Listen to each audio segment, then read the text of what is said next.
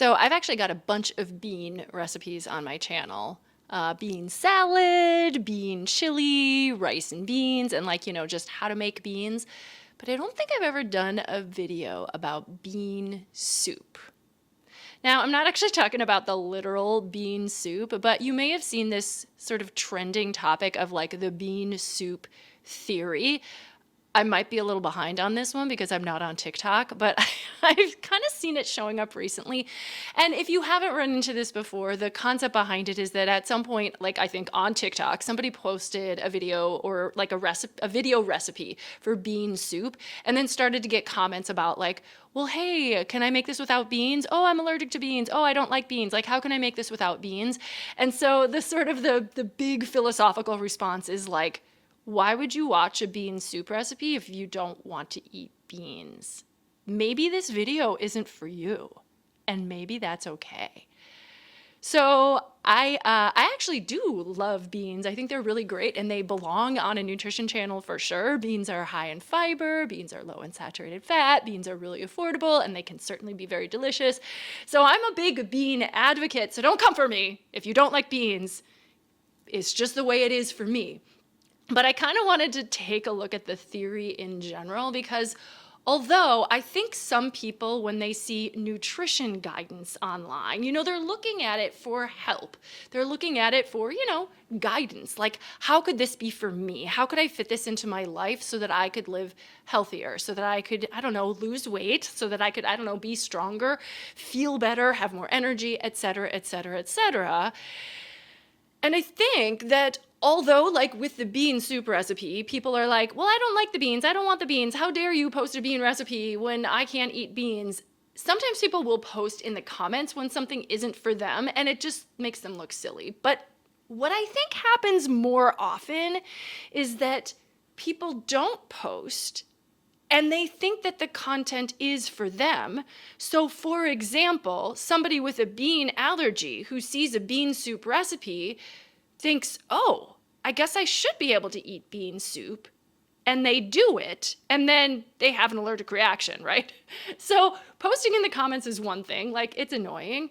But I think what happens with nutrition guidance, it's not as obvious, but people watch a video, they see someone doing something, they see someone advocating for something, and instead of being able to say, oh, that's not me, that's not for me, that's not appropriate for me, they say, that should be me, that should be for me. And then they try to take the advice. My name's Lorelei. I haven't even introduced myself yet. I'm a registered dietitian nutritionist, and I work one-on-one with clients who are trying to improve their nutrition habits. Some of them are trying to lose weight, some of them are trying to have more energy, some of them are just trying to be healthier. But most of them, by the time they come to a dietitian, feel that something isn't working. They're not happy with the way they're eating. They feel like they could be doing better, but also, most of them have probably looked online for guidance and advice to help to do the self-help thing first before they come to a dietitian. And that's okay. That's totally fine. I get it. I do the same thing. My oven broke. I go online and try to figure out how to fix it myself before I call a professional. But then at some point, I have to call a professional because I am not an oven expert. So that's just a little analogy for you. But I'm going to say this. Not all nutrition guidance that is online is for everyone. So, for example, a lot of times you will see nutrition guidance and advice that is provided by, fitness influencers or bodybuilders, things like that. If you are a working mother with kids at home, that probably isn't going to be a good fit for you, honestly, because that person has a completely different lifestyle, probably a completely different body. And so what they are offering or suggesting isn't going to work for you. It is really hard to find individually tailored nutrition guidance online. And as somebody who tries to put nutrition content online myself, I often find it challenging to know who is going to stumble across my video. And I don't want to harm anyone, But I know that everything that I say could potentially be interpreted in a way that is not helpful for someone. For example, for a couple years, I worked in residential eating disorder treatment.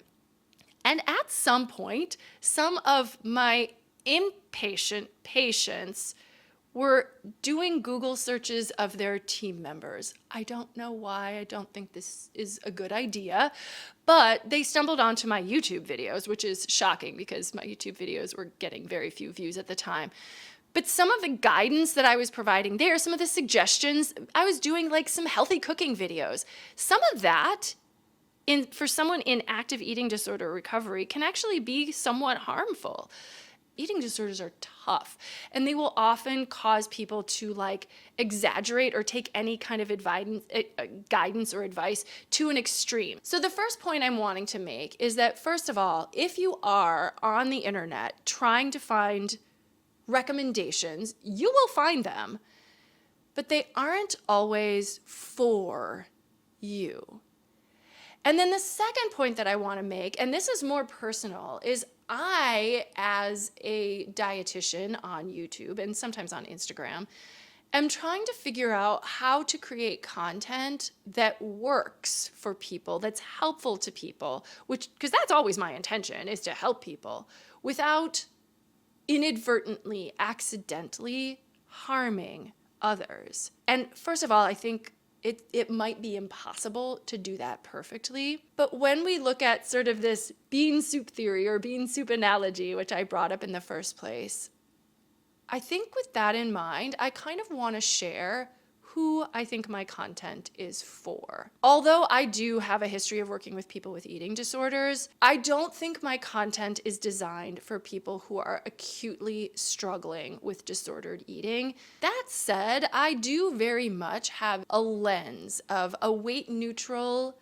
intuitive eating lens when I share information. Extreme diet culture is also not my bag, so I am not here to help you get the weight off quick. That is not my mission on YouTube. And honestly, my mission is much more trying to create the balance and nuance that helps us to develop a healthy relationship with food that is sustainable. So I guess what I'm gonna say is that if that's what you're looking for, then absolutely subscribe to my channel, keep watching. But if what you're looking for is quick fix, get the weight off of me, go someplace else.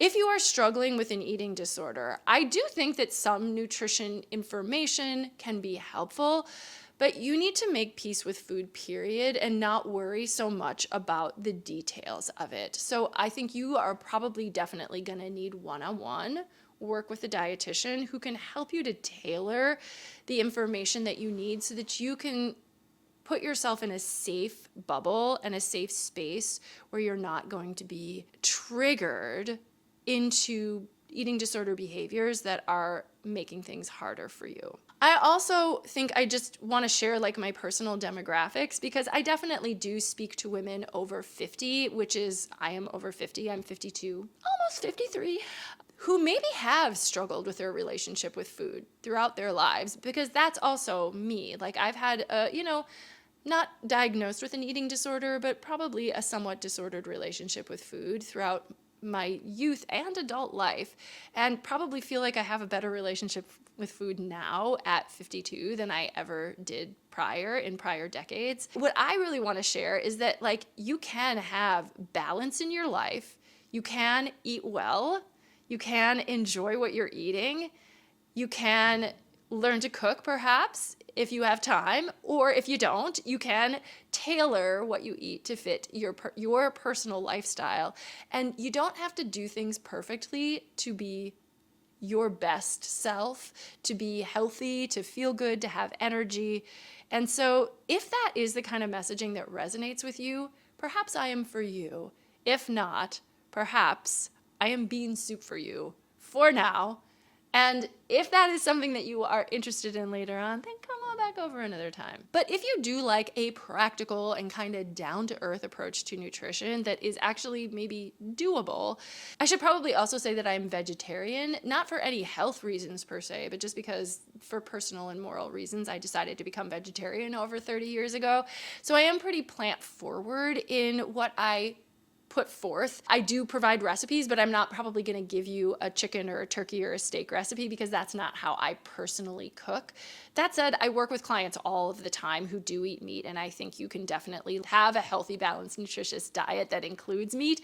I just don't include it in my diet. So I do talk a lot about like plant foods, beans and legumes, fruits and vegetables, whole grains, those sorts of things. So that's the food that tends to be featured on my channel. But for nutrition reasons, I am not against eating meat. I actually think there can be some benefits to doing so as long as you are also including the plants and things like that in your diet. So if any of that vibes with you, I hope you will subscribe to my channel. And if this video was helpful to you, give it a thumbs up. If not, don't give it a thumbs down. Just move on. If it's not for you, it's not for you. And that is okay. If you do have questions that you feel need answered by a dietitian, leave those in the comments below, because as I'm making videos, I actually want to make sure I am talking about the things that those of you who are with me really need to hear. And if you do need a one-on-one dietitian, check out the description for this video as well, because I am taking new clients in Illinois specifically, where I am licensed.